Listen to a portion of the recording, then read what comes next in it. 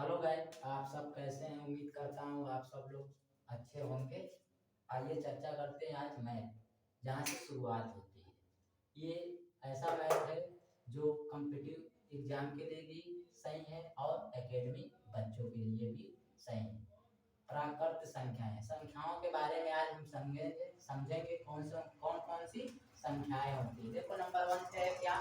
प्राकृत संख्याएं, जिसे हम धन पूर्णांक भी कहते हैं। प्राकृत संख्याएं हमारी वो होती है, इसकी कोई परिभाषा नहीं होती। क्यों? कि ये डायरेक्ट 1 2 यानी कि 3 4 5 6 7 8 9, ये यानी कि 9 10 भी होगा, 11 जो प्राकृत संख्या है। प्राकृत संख्या को हम दूसरा नाम क्या दिए हैं? धन पूर्णांक संख्या। इससे इसके आगे हम इनफाइनाइट, ये जो चिन्ह है इसे क्या कहते हैं? इनफाइनाइट और अनंत कहते हैं, ये जो प्रतीक है। ठीक है बच्चों, समझे? इनफाइनाइट का मतलब ये होता है जो अनंत है, जिसे हम कभी पूरा नहीं कर सकते। अब यहाँ देखो 11 11 के बाद 12 आएगा, इसी तरह चलते जाएगा 100 100 के बाद 101 102, ये सब आते रहेंगे। इसका मतलब इनफाइनाइट है, ये संख्या आती रहेंगी, कभी खत्म नहीं होगी। ठीक, समझ लिए? प्राकृत संख्या कौन सी होती है? 1 2 3 4 5 6 7 8 9 10 11 12 जो भी आगे आएंगी संख्या, वो हमारी क्या है? धन पूर्णांक है या तो प्राकृत संख्या है। नंबर दूसरे पे देखो क्या दिया है? पूर्ण संख्या। अब पूर्ण संख्या आप लोगों को नहीं मालूम होगा। पूर्ण संख्या हम उसे कहते हैं जो 0 से शुरू होता है। 0 1 2 3 4 3 4 5 6 7 8 9, इसी तरह 10 11, ये भी आ जाएगा हमारा क्या? ये जो प्रतीक चिन्ह है इनफाइनाइट, इसके भी आगे आते रहेंगे। अब आता है नंबर तीसरे पे सम संख्या। सम संख्या की परिभाषा समझे आप कि सम संख्या किसे कहते हैं? वे संख्या जो संख्या 2 से पूरी पूरी विभाजित हो जाए उसे हम सम संख्या या संख्याएं कहते हैं। जैसे कौन कौन सी संख्या? जैसे जो संख्या 2 से पूरी पूरी विभाजित हो जाए या कट जाए, 2 से भाग देने पे पूरी पूरी कट जाए, उसे हम सम संख्या कहते हैं। जैसे 2 4 6 8 10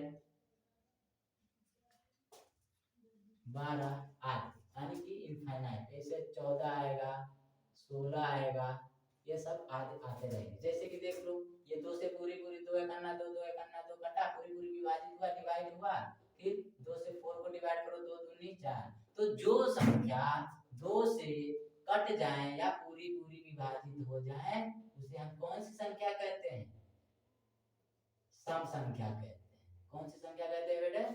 सम संख्या कहते हैं। ठीक, समझ गए आप? सम संख्या किसे कहते हैं? जो संख्या 2 से पूरी पूरी विभाजित हो जाए उसे हम सम संख्या कहते हैं। इनफाइनाइट आप लिख सकते हैं यहाँ पे, इनफाइनाइट। अगला 4 पे कौन सी संख्या आएगी? विषम संख्या। कौन सी संख्या? विषम संख्या।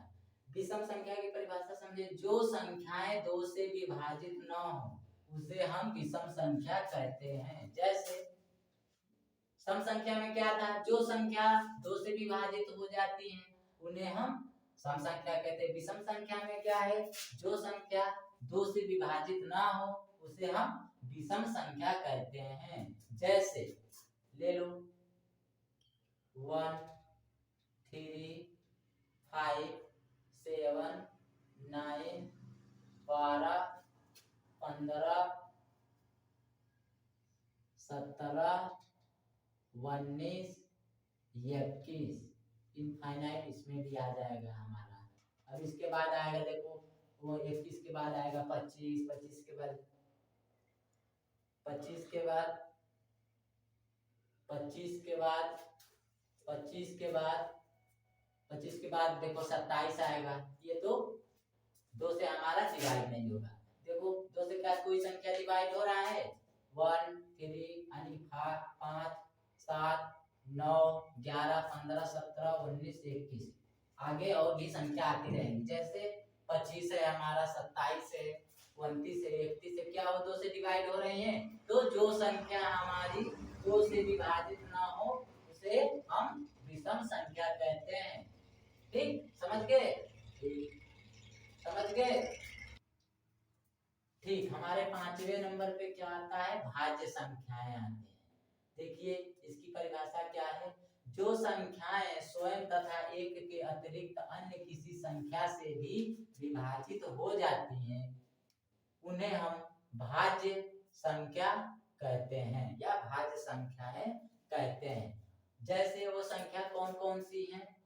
देखो समझ रहे पर जो संख्याएं स्वयं, स्वयं का मतलब होता है अपने आप से, तथा एक के अतिरिक्त, देखो स्वयं से भी कट रहा है और एक से भी कटेगा, और एक के अलावा 2 से 4 से 3 से, इससे भी कर सकता है। क्या कह रहा है? साफ साफ जो संख्या स्वयं तथा एक के अतिरिक्त अन्य किसी संख्या से भी विभाजित हो जाती हैं उन्हें हम भाज्य संख्या कहते हैं। जैसे 4 6 8 9 12 14 15 16 भी ले लो, आगे हम डाल देते हैं इनफाइनाइट। आप लोग इतने में समझ जाएंगे। देखो क्या कह रहा है? जो संख्याएं स्वयं तथा एक के अतिरिक्त अन्य किसी संख्या से भी विभाजित हो जाती है उन्हें हम भाज्य संख्या कहते हैं या संख्याएं कहते हैं। जैसे देखो ये 2 है, 4 है ना, अब देखो 2 को हम एक इसमें अगर 2 ये 4 दिया है, 4 में अगर जो मैं 1 से भाग दूं तो देखो आराम से 1 का भाग चला जा रहा है कि नहीं? 4 बनने जा रहा है। इसी 4 में अगर जो मैं 2 से 2 भाग डिवाइड करूं या विभाजित करूं तो देखो 2 एक अन्ना 2, 2 दूनी 4, 2 से भी डिवाइड हो गया, 1 से भी डिवाइड हुआ और 2 से, देखो स्वयं भी कह रहा है ना, स्वयं से, तो देखो स्वयं 4 ऊपर है, 4 से हमने डिवाइड किया, देखो स्वयं से, तो 4 एक अन्ना 4 कट गया आराम से। फिर देखो स्वयं के बाद कह रहा है अन्य किसी संख्या से 4, अन्य किसी संख्या का मतलब 2 से भी कटा, 1 से भी कटा। अब उसी तरह ये ले लो, हम 6 ले लेते हैं, तो 6 को देखो 1 से जाएगा, 2 से भी जाएगा, 2 एक अन्ना 2, 2 तिहाई 6 कट रहा है कि नहीं? फिर क्या कह रहा है? स्वयं से 6 से भी कट रहा है, 3 से भी कट रहा है, 3 एक अन्ना 3, 3 दूनी 6। समझ पाए?